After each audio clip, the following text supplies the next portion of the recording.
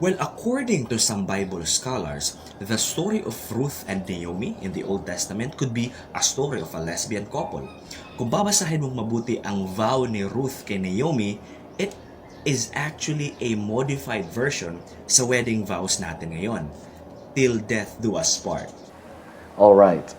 Si Ruth ba at si Naomi ay lesbian lovers?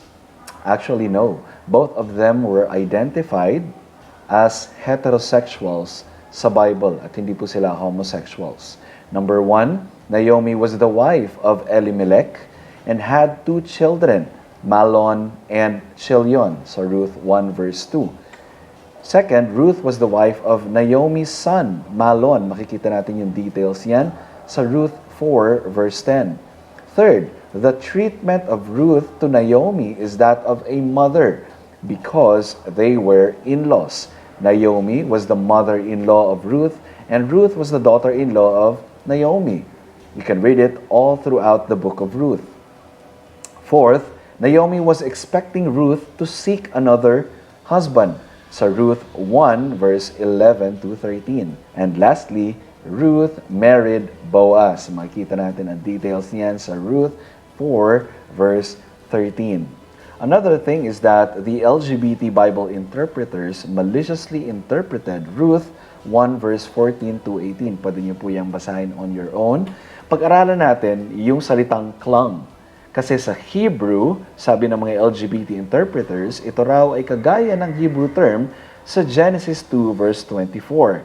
That is why a man leaves his father and mother and is united to his wife and they become one flesh. Yung salitang united dito sa Hebrew, yan po ay clung, which is tama naman yung kanilang survey dyan. In Hebrew, it's actually dabak, which means to cling, stick, stay close, cleave, keep close, stick to, stick with, follow closely, and join to.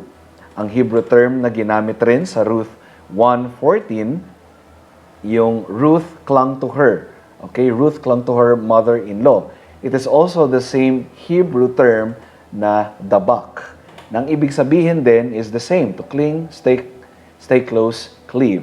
Pero ang tanong dito is, pareho ba ang usage ng terms sa dalawang magkaibang context? The obvious answer is no.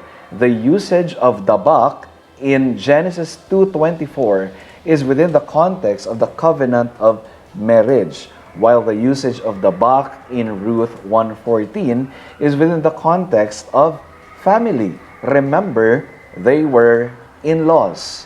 Yan ang context at hindi lang sa dalawang verses na yan exclusively ginamit ang salitang dabak.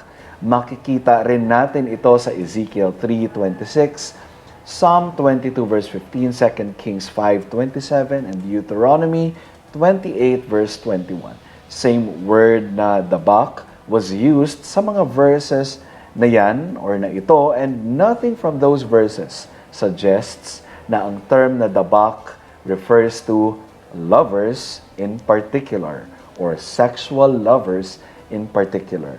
Diyan pa lang makikita na natin na sablay ang kanilang attempt to exegete the passage sa Ruth 1 verse 14. Another malicious interpretation of this passage is that if you read from verse 14 to 18, ito daw ay equivalent sa ating modified version ng wedding vow sa 21st century.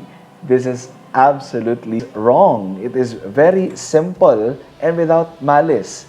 If we interpret this correctly, it is a vow from a concerned daughter-in-law to stay sa kanyang mother-in-law dahil si Naomi is already old at patay na ang kanyang asawa na si Elimelech at ang kanyang dalawang anak na si Malon and Chilion.